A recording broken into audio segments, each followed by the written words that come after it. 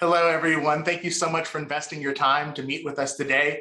We have hundreds of attendees that are coming in, so we just want to give them a chance to join, get their audio set up, but we will be starting in just a minute or so.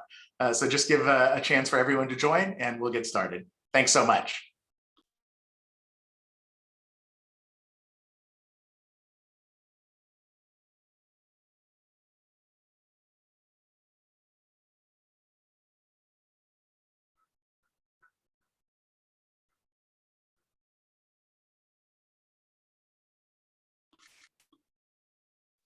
All right. It looks like everyone is in the session right now. So we're going to make sure that we're respecting your time on a very busy small business week. I'm going to pass this over to Jessica for some opening remarks. Hi, my name is Jessica Welch. I am the Communications Director for the Division of Small Business. I just wanted to welcome everyone to the webinar and say thank you for joining us. So we're going to hear about a new tool for Delaware small businesses called SizeUpDelaware. As Mario mentioned, this week is National Small Business Week. And we really use this week, in addition to all the other weeks of the year, to honor and celebrate Delaware's entrepreneurs and innovative startups. Small businesses account for 98% of all businesses in Delaware and more than 55% of the workforce. So we know how important small businesses are to our state's economy and our communities, and we want to help you in any way that we can. So one of those ways is by offering tools like SizeUpDelaware. So you'll be able to use this new tool to measure your business performance, to discover potential customers and suppliers, and to really optimize your advertising dollars. So I wanted to introduce very quickly Regina Mitchell, our Deputy Director. She's also our acting director right now.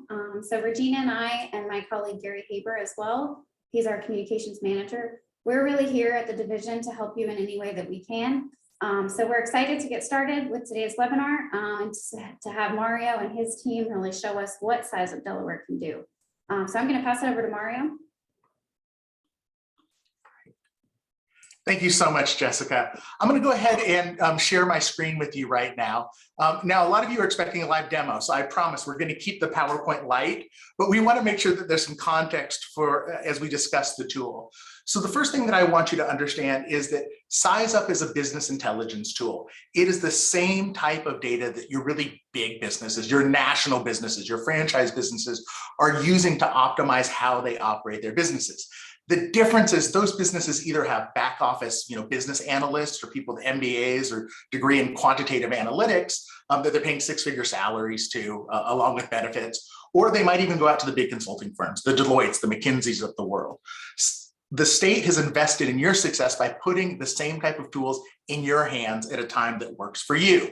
And you may be thinking, well, who is this for? Is this for the really big businesses? And the answer is this tool is for everyone. It is for coffee shops to machine shops or anything in between, right? You can look at manufacturing, light manufacturing, retail, professional services, and we're going to show you how easy it is to use the tool, and we're going to cover it right now. This is going to be a live demonstration. I'm going to show some examples, but if you have a business, an industry sector that you want to look at, specific questions, please use the chat or Q&A buttons to ask us questions. We've left the vast majority of this time open for you because this is not generic analysis. This is about your business and your location with your trade area, your business plan, your marketing plan. So I want to talk about why it matters that we have an online business intelligence tool. One, you do need to be competitive with big businesses. And one of the challenges with that is you're so busy running your business. You're providing your services Monday through Friday, 9 to 5. And we know that those hours are probably short. You're probably working even harder than that. What we found is that a lot of small businesses, when they start thinking about how their business is performing, they need this type of access in the evenings and on weekends when traditional services may not be available for them. The other thing is it has to be simple to use, and we're going to show that to you. And then the last thing is we recognize that you don't just work in an online world. You work with consultants, with your partners at the state or the SBDC or the chamber. So you can take any of the information that you're seeing online and you can go ahead and export that to a PDF that then you can use for your business loan application or your investor packet or anything else. So We should also talk about kind of what's happening right now in the US. This little dip right here was the beginning of the pandemic, and we thought that was a trend. But actually what we've seen is there's a surge of entrepreneurship that is unprecedented. And you're thinking, oh, okay, that's fine. That is, the US, but we can also see it in the Northeast, and we can see it in Delaware. So more people are starting businesses now than historically has ever happened in the US. And for those people who are starting their business or running their business, the reason that this data is so key is provided right here. Now, this is not our data. This is the data that comes from Entrepreneur and Investopedia. This is the 5-year failure rate for most new businesses. Now, you're going to notice something here.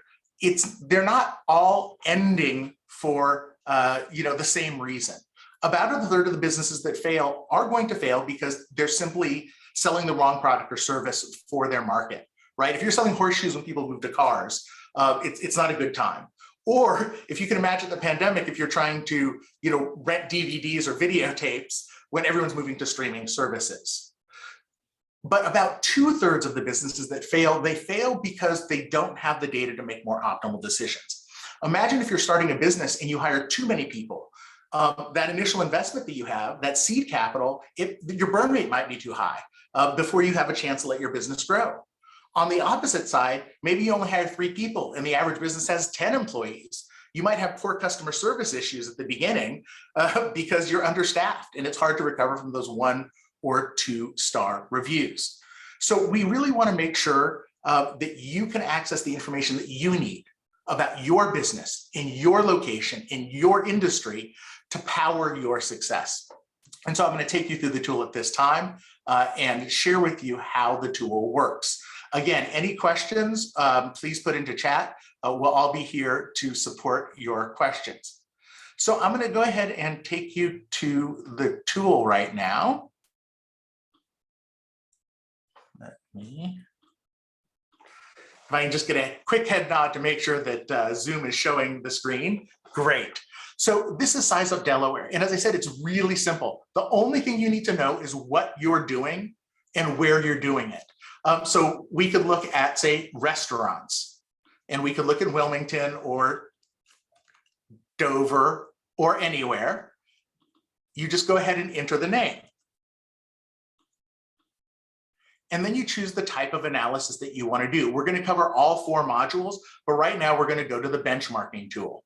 So your business is unique. So right now we're looking at all restaurants. We could also look at, Italian restaurants, or we could even look at, say, pizza restaurants. So you can go as broad or as deep as you want. I know that my name's Mario and I'm talking about pizza. I know not everyone eats pizza. So let's look at, say, coffee shops. Let's assume that everyone has had a coffee or tea.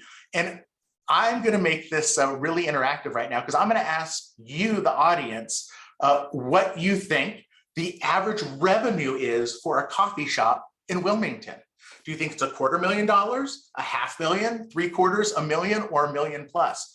On your panel, you should be able to enter the information, and we're going to put that in. Now, you may think this is a silly question, but a lot of entrepreneurs start off at this point. They have an idea of selling this many cups of coffee at this amount. And so I'm seeing we're at about, we have quite a few answers. People are still going in. I was waiting for it to go. I'm going to cut it off just so we can move on. But I'm going to share the results with you just very briefly. And you can see the vast majority of people think it's about $500,000. So I'm going to go ahead and plug this in because this is what a typical entrepreneur might be dealing with. And so the reality is the average coffee shop in Wilmington is actually making about $977,000 a year. In the county, it's about $1 million. And that might be because people are coming in from outside the city. So they need a little bit more caffeine in the county. That's raising the average. You can see it for the metro area, the state, and the United States. And you can see the concentration of where that spending is happening. Let's go ahead and I'm just going to put in just a little bit more, $750,000, just to make this a little bit more competitive. But this is a starting point for a lot of entrepreneurs. Just thinking about what the typical business would break in so they can start to estimate what their expenses and what other information would be. But you also want to look at trends. So let's say that I started my coffee shop in 2012. Now, this is a map of all the coffee shops starting at a national level. Now, if you're not a national business, maybe you don't care what's happening at the nation. Maybe you only care about the state or the metro area. You get the idea. So we can look at that information and we can actually find out that in 2019, 53 coffee shops started in the metro area, 5 in the county and 2 in the city. Why does this matter? Well, imagine if we were looking at one of those categories I mentioned, like movie and DVD rental places. There are still coffee shops opening. You may think that it's not a robust industry with Starbucks at every corner, but the reality is there are still new coffee shops opening. Now, they might be cost competitive, or maybe they're fancy, third wave coffee shops that have organic, locally roasted beans. But the point is there are still businesses starting. If we went to movie and DVD rentals, we'd probably just see a line cascading down to the right.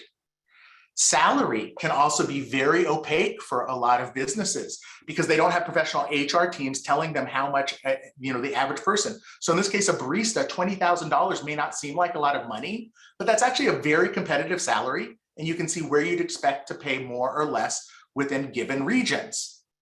Number of employees. How big is your coffee shop?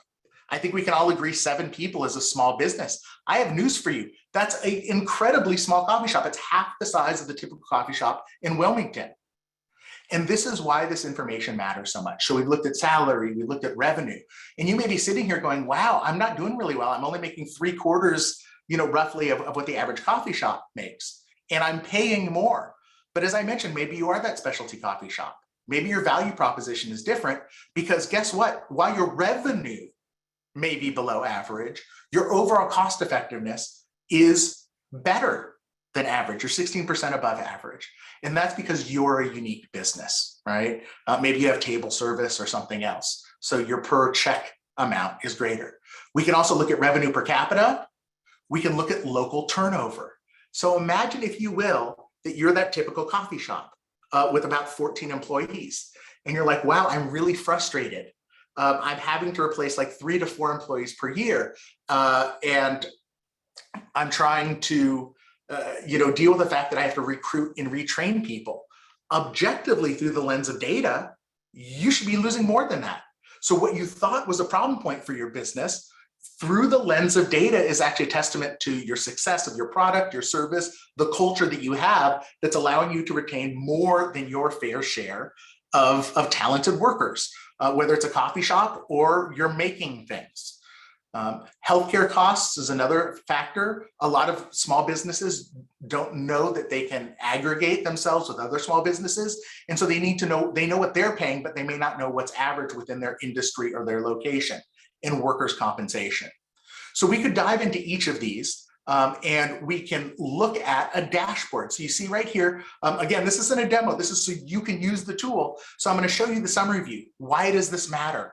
Because if you're running through different scenarios, imagine, if you will, that this is your first year. So you're below average in revenue, but you think you're doing well. Maybe you think you are going to get up to $1 million next year in revenue, but obviously you're going to have to pay more employees. So let's bump this up. And run through scenarios. Maybe you're going to pay them a little bit more because you're a specialty coffee maker, you're doing pour overs and everything else. You can see what the effect is as you run through scenarios on your cost effectiveness or anything else as you determine the right way to expand your business based on those various components. So this is the first of 4 tools in SizeUpDelaware. It's the My Business or benchmarking tool, and it helps you understand objectively how your business is performing in your industry, in your location. And again, as I mentioned to you, we can look across all sorts of things. If your coffee shop if you're comparing yourself against other restaurants, I got news for you. It's 1.5 million for all restaurants. That's everything from fine dining to a taco truck.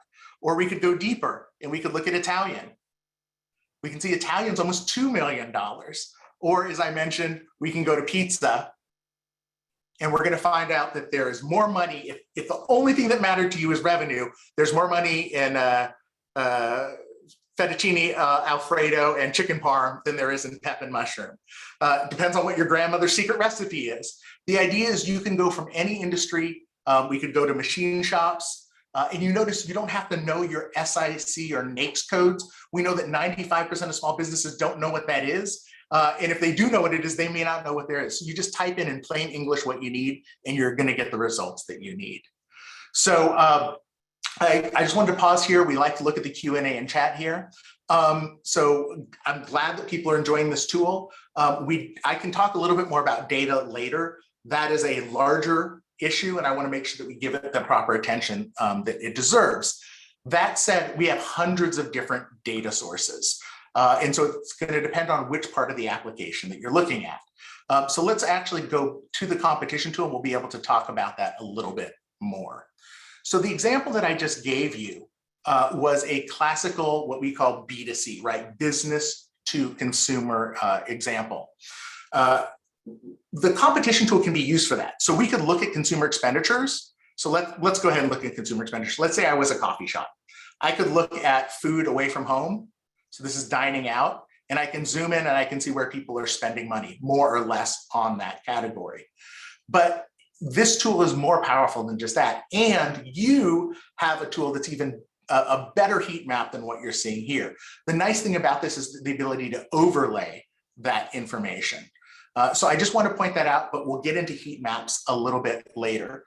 Quick question, is this being recorded? Yes, and it's going to be shared with you later. But please do ask your questions, even though it's being recorded, so that way it can be more meaningful. Next item here, let's look at carpenters, right? So now we're looking at all carpentry-based businesses. This is useful. These are your competitors. You may want to know where they are, where they're clustered. And let's say that you're a carpenter. There's been a housing boom, as we know, and I'm sure that's happening here. Let's look at, instead of a business to consumer example, let's look at a business to business example. So you're a carpenter, but you're not selling directly to the homeowner or the business. You're selling to people who work with carpenters. So an example of that is single family homes. And you're going to notice here that you can add or subtract as many industries as suits your business plan, your business purposes. So if you were, say, a finished carpenter, not just building the frames of houses, but you're doing cabinets, bookshelves, closets, built-ins, things of that nature, businesses need places to store things too. So we could look at commercial and office building construction. And what you're going to get is a list of all the companies that you could sell to. So this could become essentially a prospect list for you, or you can examine where your existing customers are. You can add or subtract as many as you want, and then you can go into these businesses and find out more about them. You can then visit their website and a lot of other things to determine if this is someone that you want to sell your services to. Is it a good match? But that's only part of it, right? So you've identified your competitors and your customers, or potential customers if you're using it for prospecting, but you'd also have to look at your supply chain. So maybe you are working on smaller projects. And in that case, perfectly fine, right? Let's just look at hardware stores. So we see companies that are selling hardware. Here's your Home Depot, there's your Fastenal. You get the idea. What happens if you start becoming really successful and you're working on big projects? Maybe hardware stores can't supply you with the volume of material that you need. So let's actually look at lumber wholesalers. And you're going to see what's going to happen is now the map's going to zoom out, and you're actually going to be able to see where your suppliers are at a time where it's really critical to near source your supplies, because you can't just hop on a website and get what you need from necessarily China or India or some other place. So you can actually go in here and you can see, you can go nationwide, you can click and find out more information about these businesses. And if you want to even go further afield, you can use the map. And you can find Universal Forest Products that's over here in Pennsylvania. Obviously, you want to work locally if you can, but if your product is unique and you need that supply from outside the area, the analysis always starts within Delaware, but it can extend to whatever you think your supply chain or your trade area will permit. And then you can get more information about those businesses. So that is the second tool in SizeUpDelaware. It allows you to understand the spatial relationship between your entire ecosystem, your competitors, your customers or potential customers, and then lastly, your suppliers. Let me go ahead and pause here, and we will go look at some questions. Okay, great. So you were asking a question about data. All of the data points that you're seeing here are updated on a rolling basis every 3 months. So we try to keep the information as updated as possible. Does that mean that there's a lag? Absolutely, because as you know, as new businesses start, they don't just immediately appear within all of these databases, and it depends on which one it is. So anywhere from 3 to 6 months for this information. Some of the other data like turnover rates, unemployment, workers' comp, that's updated from government sources. That happens annually. So we'll talk about that a little bit more. But are there any other questions about this particular tool? Great. Okay. So I'm going to go ahead and move on to the advertising tool. I'd like to have a really concrete example here. So I like to talk about kind of the things that I'm familiar with, because I'm not necessarily a carpenter or owning a coffee shop, but I'm a father with 2 daughters. And we go over 25 miles away to see our dentist because he's a family dentist. He literally has TV screens on the ceiling and wireless headphones. So you're looking up at something while you're getting your treatment, and he uses nitrous. So there's no screaming or yelling. It's really valuable. Right now we're looking at carpenters. I'm going to take you through an example of what my dentist did. He was out of dental school. He was starting his own business. And you can see hundreds of categories, from dentists themselves to even the people who are supplying dentists. But in this case, let's just look at a dentist. These are the, what's that movie? Jerry Maguire, right, with Tom Cruise. These are the show me the money zip codes for revenue. So these are the zip codes where more money is being spent on dental services than any other zip code. But we're really interested in a different type of analysis. So you're going to notice that there's lots of different ways to figure out how you want to advertise. So in this case, let's look at underserved markets. So these are areas where there's a disproportionate difference between the business revenue that's being received in that area versus the per capita expenditures. So these areas are underserved. Now, there might be reasons for that, but let's go ahead and look at the example that my dentist had, which was he thought because of his unique value proposition that people might drive farther to go receive it. And he's a dentist, he's going to charge more. So maybe he's looking at household income of over $75,000. And he's a dentist, so you got to be old enough to have teeth, not so old that you're losing them. And now these are your targeted zip codes. So we were well over 100. We could even focus it even down. So we were at 70. Now we're at 37. So this is a list of all the zip codes that match your specific criteria. And you can take this information, as I mentioned, and you can export it, and you can take all of this information, right? Lowest amount of revenue, dentist, 25 miles, age between 5 and 50. These are the zip codes. Now, what you do with this information is dependent upon your marketing plan. I guarantee you can go onto Facebook, Google AdWords, whatever, and you can plug in these zip codes and these demographic characteristics, or you may know that there's a billboard or a bus stop ad or the back of the receipts on your grocery store receipt. So Chamber of Commerce, whatever it is, you can choose whether to advertise online or offline as best suits your marketing plan or the targeted demographics that you're looking for. So this is for, again, we showed you a business to consumer example. Let's actually look at what you might be doing if we go back to the carpentry example.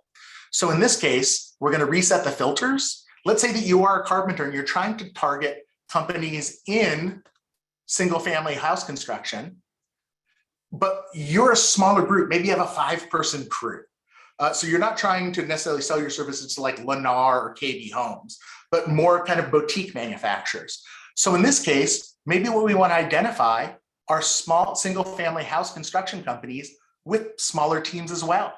Homes are expensive, so I might not be looking at revenue. But what we can do is we can identify the zip codes where businesses of less than 50 are prevalent. So these are the area codes where single family home builders have smaller teams. We could even go smaller.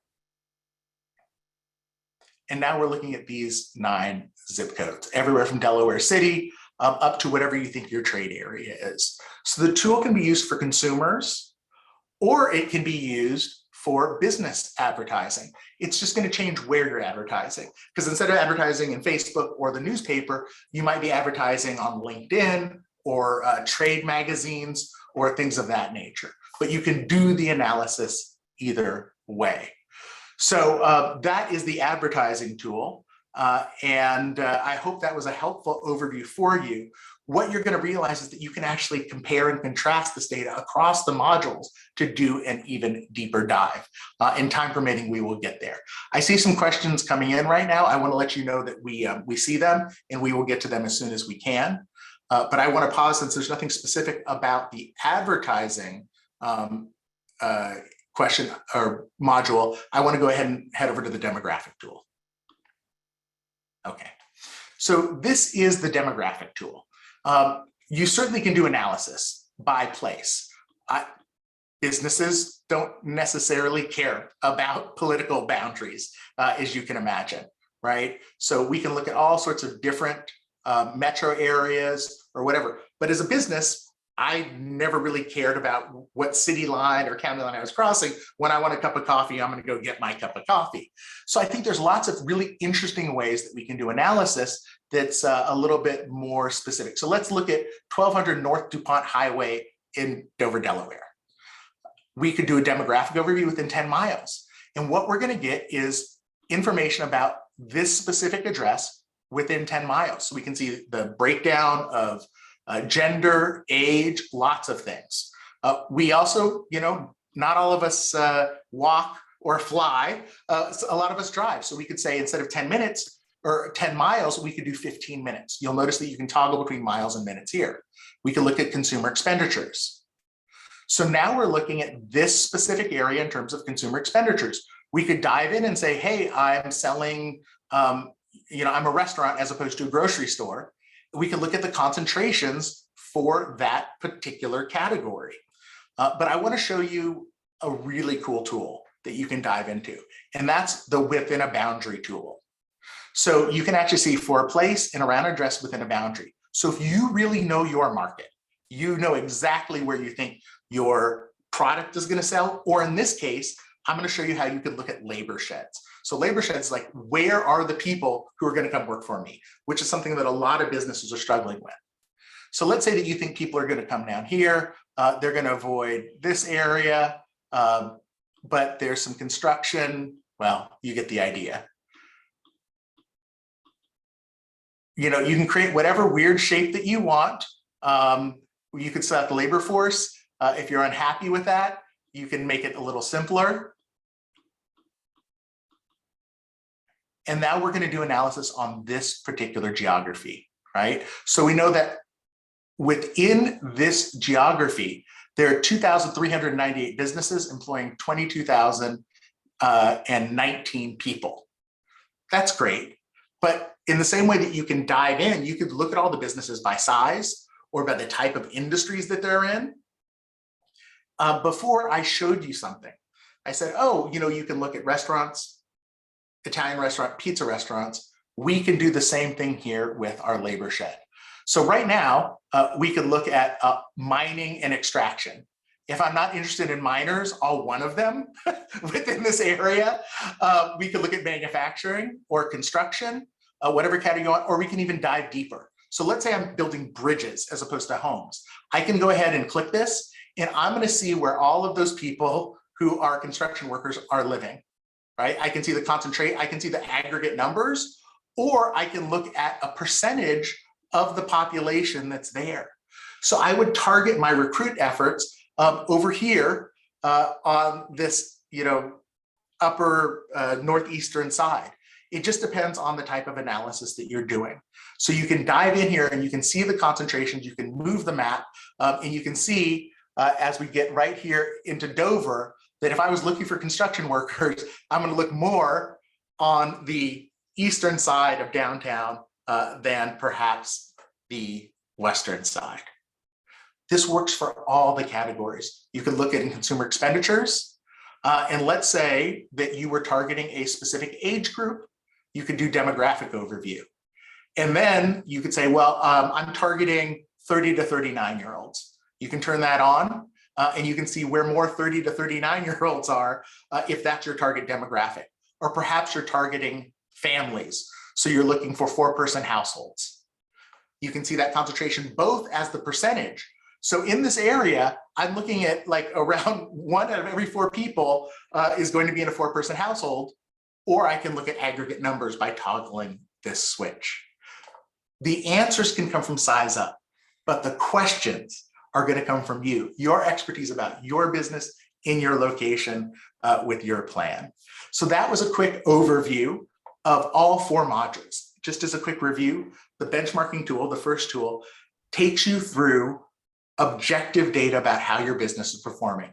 The competition tool helps you understand the entire ecosystem in which you're operating, the spatial characteristics of your supply chain, your customers, your competitors. Advertising tool makes sure that every dollar that you're spending on your marketing is going to be optimized based on the unique characteristics that you're trying to reach out to.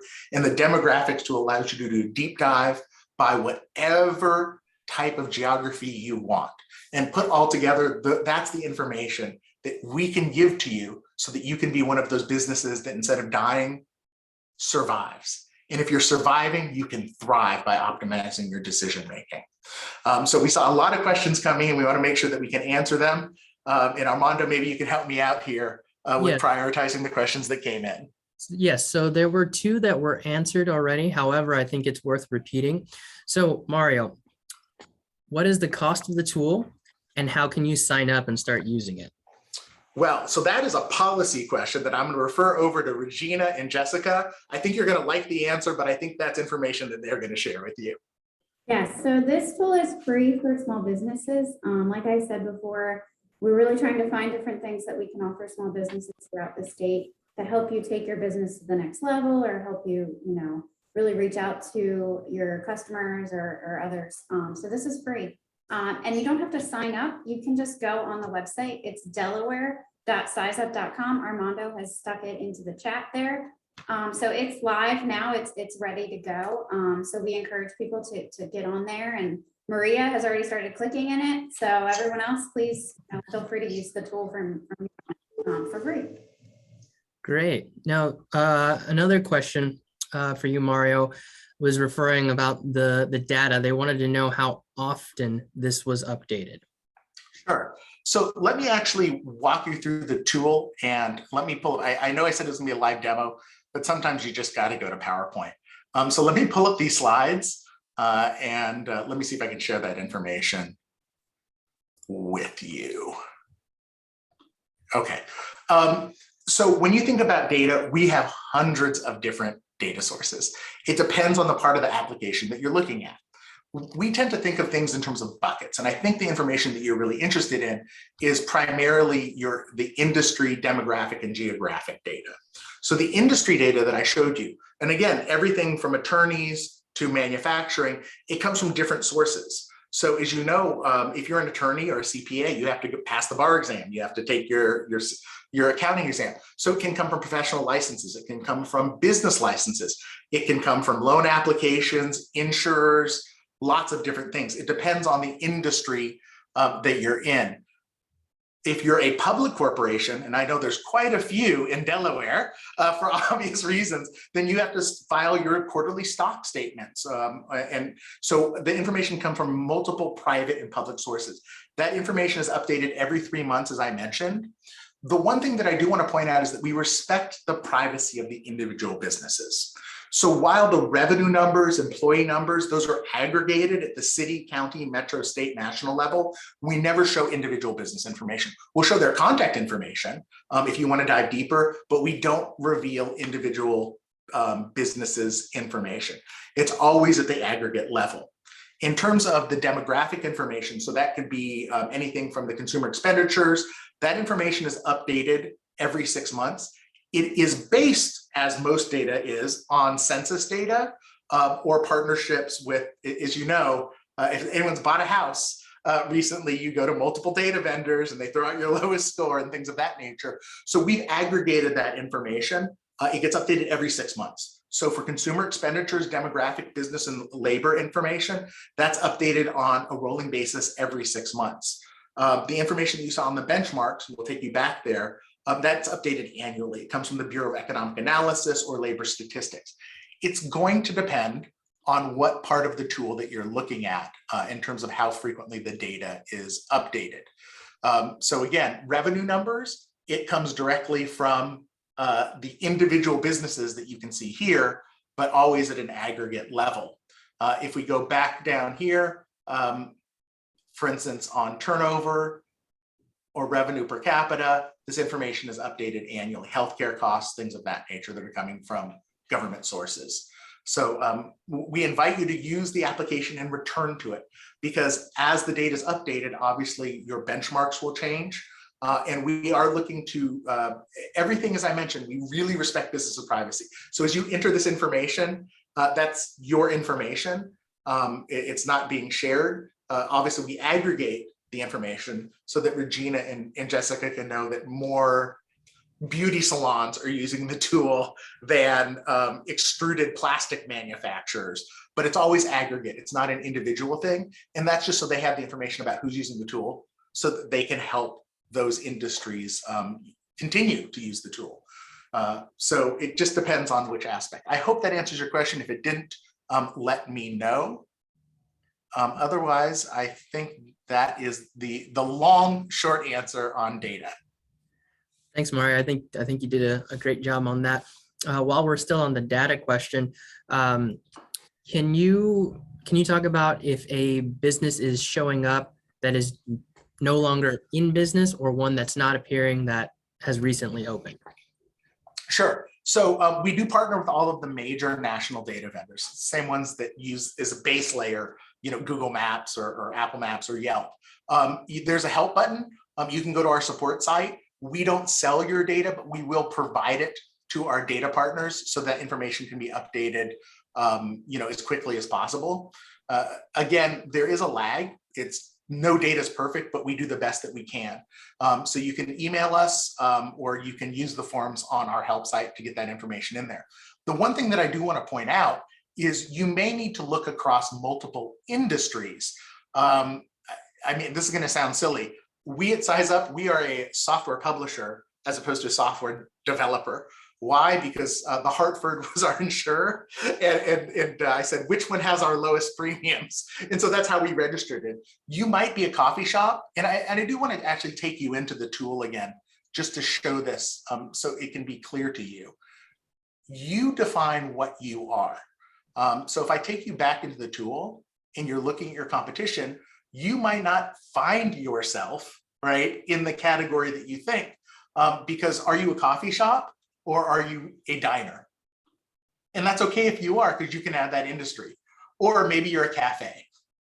So you can add or subtract as many businesses or industries as you want. And if you're looking for a specific business, and it seems kind of boring to just type in, but let's say you're targeting a specific business. You're like, I love the coffee beanery and media, but I want to see how close they are to my proposed location. You can actually type in the name of the business and then find it, and you can pin that on the map. So there's complete flexibility with how you use the tool, because let's be honest, I've gone to all of these places to get my cup of coffee. And the same thing happens, in construction. You can add as many categories as you want across the supply chain or your customer tool.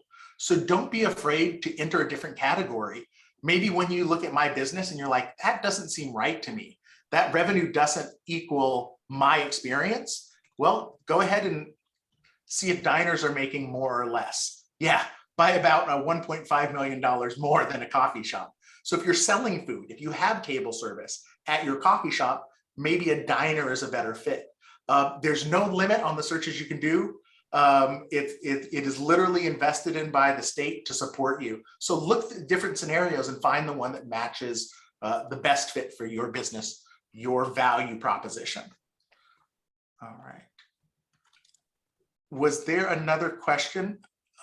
There is another question in the chat. Is there a way to find home-based businesses for prospecting? So absolutely you can. So I'll point out two different things. I'm going to cheat here. I'm going to actually go to beauty salons, and I'm going to show you a couple of different things here. I think I've mixed it in with diners and cafes. So let's get rid of that category. So you're going to be able to see information about the businesses, how long they've been in business, whether they're owned. You can also see whether it's a home-based business. We also do have categories for, and I'm just going to keep going through until we get to one. And I might have to go a little bit further out. There we go. We also have information about women-owned and minority-owned businesses. And the way that you can click on the map to get that information, right? Or you can click here on the list, depending on whether you're graphically or list-oriented. We generally try to correlate data across multiple data vendors. In this case, we have a single data vendor who's providing us minority and women-owned businesses. And so we obviously expect you to do your due diligence. So you need to call and make sure that you're talking to Joanne instead of John. But it is an indicator of something that you can investigate if you want to identify home-based businesses, women-owned businesses, minority-owned businesses. We are looking to get certified minority, certified veteran businesses. And as we update that information, we share that with Jessica, Regina, Gary, and the team there. So make sure that you subscribe to their newsletter. So when updates to the application occur, you can be made aware of that as well. Regina or Jessica, if you do have that newsletter sign up URL, if you want to paste that in to the chat so people can know that they can sign up and receive those updates, that would be helpful.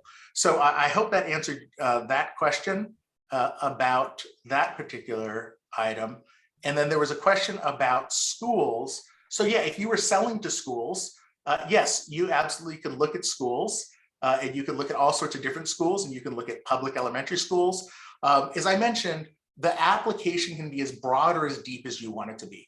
So if you want to map public elementary schools or private schools or senior high schools, you decide how big your market is and you can map those items. Obviously, if you're benchmarking nonprofits, they're not supposed to make money. So not really useful for that, but you certainly can identify nonprofits or other industries that you might be selling to or buying from. So whatever category it is, you just type it in and you can go right from there. Armando, were there other questions that I may have missed? So we do have two questions, and one is specific. They're looking for a specific category, has to do with the heuristics.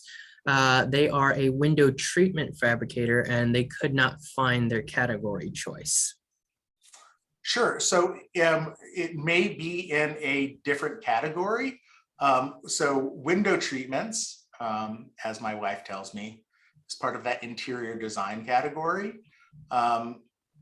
So I would look at adjacent businesses. Some things are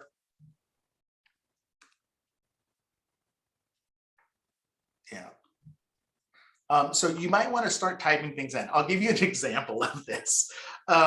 So I was asked the question about eyebrow threading, which I don't know if you've noticed, not a big thing for me visiting the salon. So that category appears under personal care services other. So you could look at, I would start at home furnishings, probably. And then, you know, I might go from there. I would just type in sometimes adjacent industries. It's possible that your industry is not large enough to have its own listing, but it might be part of a higher level listing. So I just invite you to play around with it and see where that fits in. So hopefully that answers the question. There's a question about Milford. Great question. Let's go back to, I'm just going to go to restaurants. So the reason that sometimes cities cross county barriers, right? County lines. So if we go to Milford, you're going to see that it's both in Kent and Sussex County. The only thing that's going to change, you see that the city revenue is going to be the same. It's just going to change the benchmark in terms of the county. So if you want to benchmark against Kent County, you can do it there. If you want to benchmark against Sussex, then you'll see that information here. So if your city does appear in multiple counties, you're still going to get the city information. You're only changing the benchmark at the county level. So you should feel free to see whatever you want. If you go into the competition tool, it's going to ignore those boundaries and it's just going to map the 10 closest businesses within a given category for you. So yes, the only thing you're changing when you choose between one county and another is just the benchmark that occurs here. Now, if you were putting together an investment package or something, you definitely want to make sure that you're getting this information and then exporting it so then you can cut and paste from the county that matches the criteria that you're doing. If you're putting together a loan application or investor package or things of that nature. So hopefully that answers that question. All right. One other question that we had was if you can search by NAICS codes if you know them. So the answer is no. And it's very specific. We needed to keep this tool as simple as possible. And so a lot of the intelligence is in the tool. So if you don't, I'll give you the long answer, which is if you know the NAICS code, go ahead. You know the name for that NAICS code. You can put that in plain English and you can search that way. But we have erred on the side of keeping this simple for the average small business owner. We do know that there's resources. I know that you can reach out to your SBDC or your local chamber. There's lots of programs where if you want to do that type of analysis, it's available to you. What some of you may not know is a lot of research librarians have access to the same data sources that we have, and you can visit your library and your research librarians will help you with that. So if you're looking for that deeper dive, we really see SizeUp as the start of your journey. And then you can reach out to some of those other resources to do a little bit more of that analysis. All right. Now, Mario, I think you answered it earlier, but the question was asked again. How do you correct information on the site? Sure. You're going to go to you'll click on the help button. Let me just share the screen right here. And then you can go ahead and submit a request. Or you can just email support@sizeup.com and then we'll get that information updated. We've tried to make this very simple. It's as simple to update your information as it is to use the tool. We're not doing anything extensive with multiple forms that you have to fill out. We'll take care of that for you and then get the information on as soon as possible. So again, it's just this help button right here. It'll take you to our site and then you can submit a request or just shoot us an email. And the questions are flying, Armando, so let me know if I'm missing any. Let's see. Another one about they cannot find the industry that they're looking for. In this particular case, it's amusement and recreation industries. Amusement and recreation, okay. I imagine this is one where you're going to have to look for adjacent industries, correct? Well, so it really kind of depends. So, I mean, there is amusement places. Is available there. Again, it depends on what you find amusing, I guess. So like if you're a bowling center, then I'd go for bowling.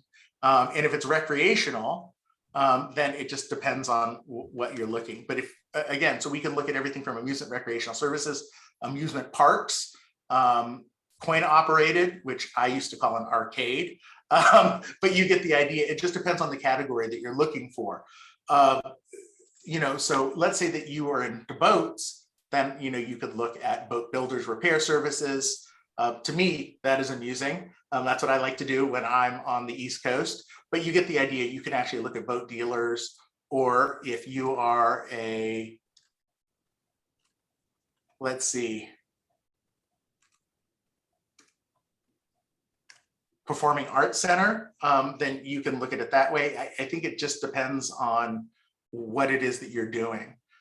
So we did find amusement places and you know, you just kind of go from there, type it in and see what fits. Mario, I think the question was more trying to get on industries that didn't have a significant amount of that type of industry in the area. Oh, sure. So you were talking about, so you're trying to map what is an amusement place. So this is a pretty high level thing, but we're seeing it right here. They're trying to benchmark against it. So you know what, let me step back for a second and talk a little bit about the data. So you're going to notice here when we were at restaurants, we're in Milford. Let's go to Wilmington or Dover. Let's go to Wilmington. So depending on the category that you're in, let's go to restaurants again, because lots of restaurants everywhere.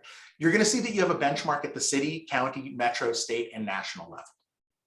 The reason we provide this information is our own algorithms and heuristics indicate that there's enough data to be statistically valid benchmark for this category. That doesn't happen across all categories. Let's be even more specific and look at aerospace instrument manufacturing. So we're not just looking at, There we go.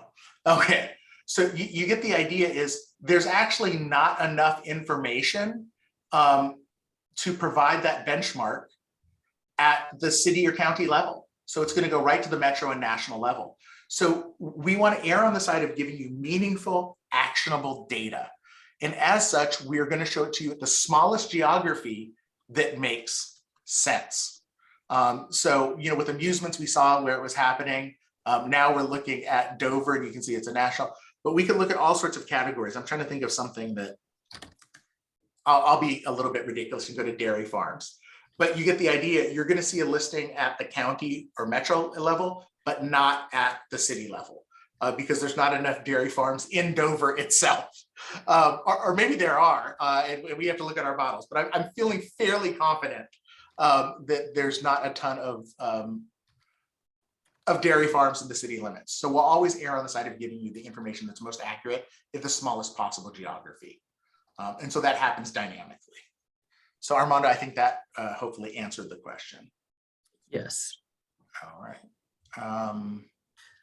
One of the questions that just came in, when looking at the demographics, consumer expenditures, are those averages and totals annual expenses? Sure. So let's go ahead and let's look at that. So when you're looking at consumer expenditures, you're going to see information in terms of household totals. So let's go ahead and look at it and show you how it works. So let's say that you were looking at, I don't know what.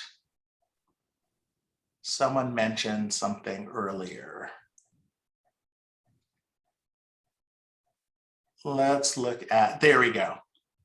So let's look at hair care, a subject I know tons about, so I feel really great about diving into this. So if you can see this, we're looking at the block group level. Maybe that's a little bit too specific. We can zoom out. We can look at it at the zip code level, or if we want really deep neighborhood information, we can actually see what's happening.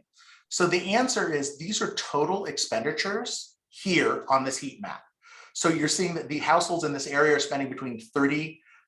So anyways, this entire area is spending between 30 and 50K. Some of the areas spend a little bit more, up to 164 to $500,000. These are aggregate expenses by that entire neighborhood, by that block group. But if you want to look at average expenditures, do you see the little toggle here up on the right? We click that button, and now you're seeing what those what they're actually spending in an individual household basis. So 126 to 178 here, 69 to 86 in these areas. So the answer is both. It just depends on the type of analysis that you want to do. Are you looking for the greatest density? Are you looking for the highest percentage? Same thing with labor force when I showed you the percentage of workers in an area versus the aggregate number of workers in that area. So you can put that toggle on. Again, out of privacy, you have to do one at a time. So if you were targeting, say, African-American women who are in their 60s, who are billionaires, you can do all of those things, but you don't do one at a time because eventually Oprah's house shows up and she feels that her privacy has been violated. So we want to keep Oprah happy. So it's one demographic variable at a time. All right.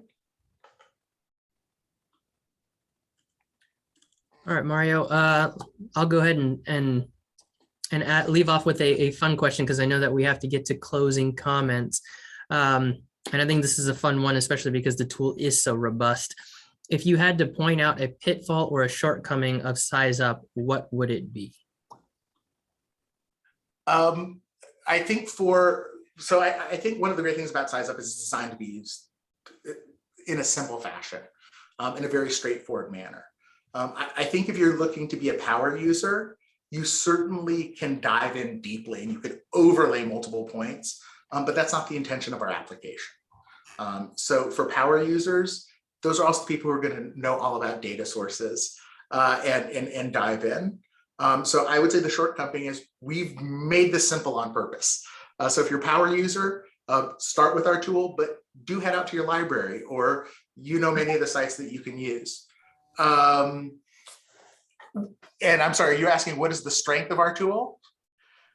Or was it just our shortcoming? No, what would be a shortcoming of the tool? Yes. Okay, well, we're ending on a negative note, I suppose, although positive for people who like simplicity. But that would be my answer. We recognize that we can't have everything for everyone, so we err on the side of simplicity. We do say that we try to make everything as directionally accurate as possible. So am I going to tell you that everything's absolutely perfect? No, but I think directionally you can understand areas that are making more revenue or less revenue. You can understand that there's a labor force that is more concentrated or less concentrated. But all of this is going to get multiplied by your knowledge of your business. And that's why the analysis isn't generic. It's for your business and your location, your marketing plan, your business plan, your employees.